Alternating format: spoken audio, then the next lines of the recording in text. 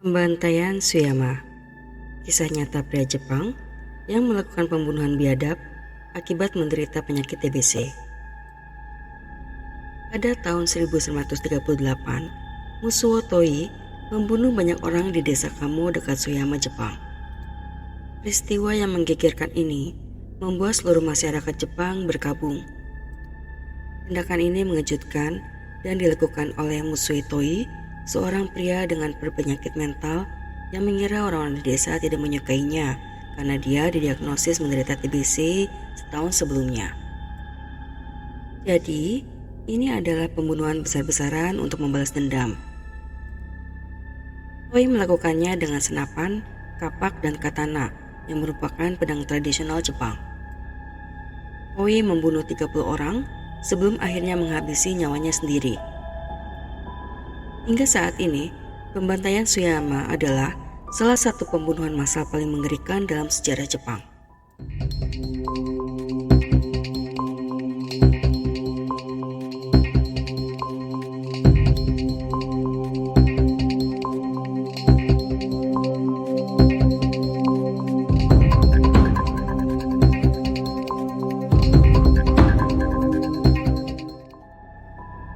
Musuo Toi lahir pada tanggal 5 Maret 1917 di prefektur Okayama. Meski berasal dari keluarga yang relatif kaya, ia mengalami tragedi ketika kedua orang tuanya meninggal karena TBC ketika ia masih bayi. Akibatnya, Toi dan kakak perempuannya diasuh oleh nenek mereka. Toi dan kakak perempuannya memiliki hubungan yang sangat dekat. Ketika kakaknya menikah dan meninggalkan rumah pada tahun 1934, Toi berubah sikap dari seorang pemuda yang ramah menjadi seseorang yang menarik diri dari pergaulan. Perubahan sikap yang drastis ini adalah fenomena sosial yang tersebar luas di Jepang yang dikenal dengan istilah hikikomori. Sejak itu, Toi mulai berpartisipasi dalam praktek yobai atau night crawling yang aneh dan menyeramkan. Yobai adalah satu kebiasaan kuno paling aneh di Jepang. Kebanyakan dipraktikkan oleh pria dan wanita muda untuk belajar bercinta. Pada malam hari dan saat si gadis tertidur, seorang pemuda akan menyelinap masuk ke kamar si gadis untuk memikatnya dalam kenikmatan seks. Setelah menghabiskan malam bersama, pemuda itu akan pergi diam-diam meninggalkan rumah si gadis. Keluarga si gadis sebenarnya tahu, tapi berpura-pura tidak pernah terjadi apa-apa. Yobai bukanlah pemerkosaan, tapi adalah permainan seksual di dalam adat kuno Jepang. Pada zamannya, di pedesaan Jepang, normal bagi pria dan wanita untuk menemukan pasangan melalui yobai. Pikiran gila Toi tidak berhenti hanya di aktivitas yobai. Toi selalu memikirkan kisah Sada Abe. Sada Abe adalah seorang pelacur yang membunuh kekasihnya pada tahun 1936, lalu memotong kemaluan sang kekasih dan membawa berkeliling dalam tasnya. Pada Januari 1937, Toi mulai membaca cerita tentang Sada Abe dan mulai menulis cerita-cerita tentang seks. Orang-orang di sekitar Toi mungkin tidak menyadari bahwa Toi tertarik dengan kasus tersebut.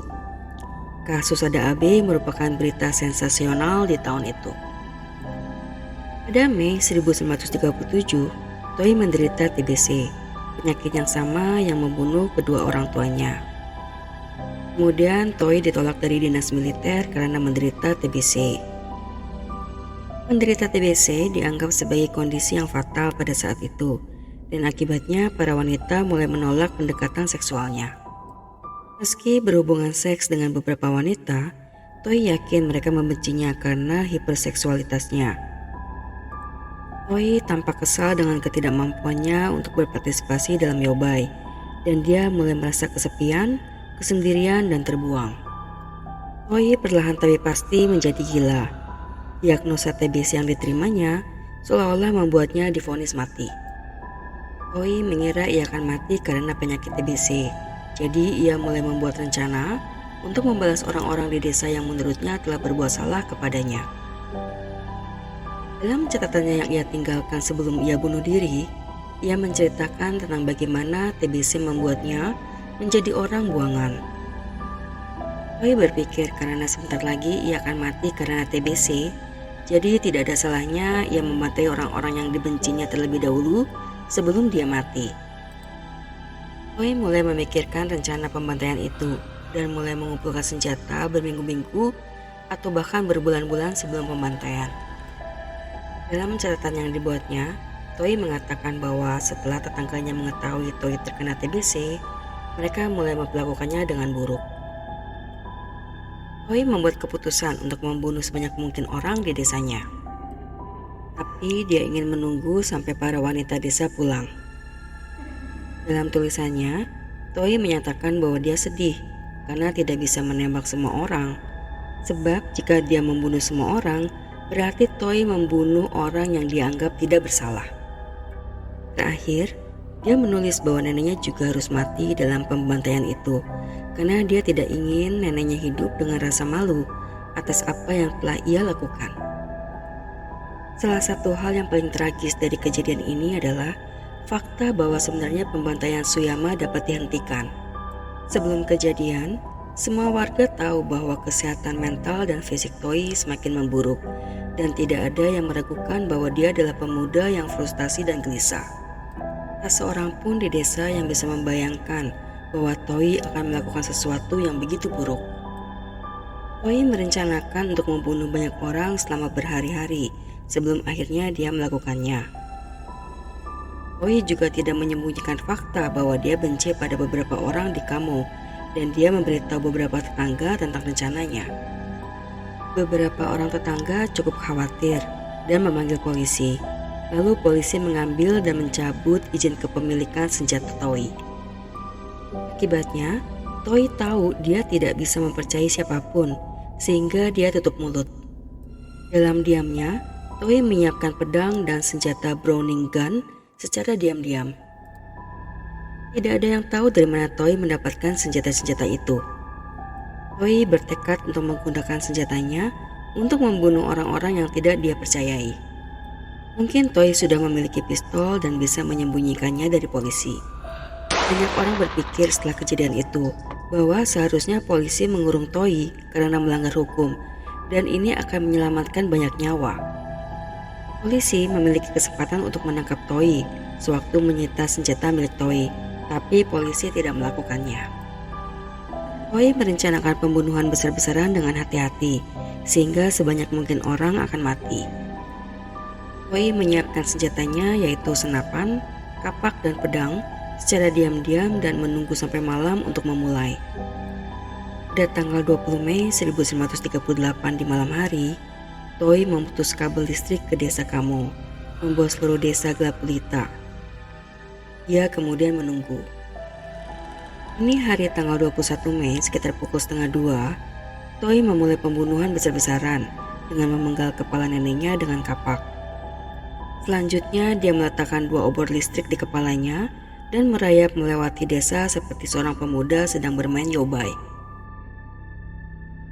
Jika sebagian besar pembantaian modern berakhir dalam hitungan menit, Toi dapat berkeliaran di desanya tanpa pandang bulu, membunuh tetangganya dengan pedang dan senapannya dalam waktu yang cukup lama.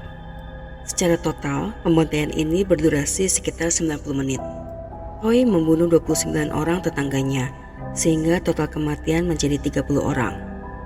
27 orang tewas seketika, 2 orang luka parah dan kemudian meninggal. Untuk menggambarkan betapa mengerikan pembantaian itu, Toi membunuh sekitar separuh penduduk desa. Sepertinya Toi hanya mengejar orang-orang yang menurutnya telah menghinanya. Jika Toi tidak memilih, mungkin dia telah membunuh semua orang di desa Kamo. Toi tidak menunggu untuk dihukum. Saat fajar, dia menggunakan senjatanya untuk menembak dirinya sendiri di bagian dada. Meskipun pembantaian Suyama telah berakhir, tapi ini menghancurkan sebuah kota kecil. Kasus Mutsui Toi berdampak besar pada daerah setempat, dan kehidupan penduduk desa yang sudah dalam kesulitan menjadi semakin sulit. Tidak hanya itu, banyak orang juga pindah dari desa Kamo. Desa ini juga kemudian disebut sebagai desa terkutuk karena kasus Mutsui Toi. Toy tidak meninggalkan kesan lain di mata warga selain kehancuran dan kematian. Meski polisi mencoba menghentikan Toy memiliki senjata beberapa hari sebelum pembantaian, Toy masih bisa melakukan niatnya. Keinginannya untuk membalas dendam menyebabkan apa yang ia lakukan merupakan pembantaian besar dalam sejarah modern abad ke-20. Terima kasih sudah menonton dan tunggukan video kami selanjutnya ya.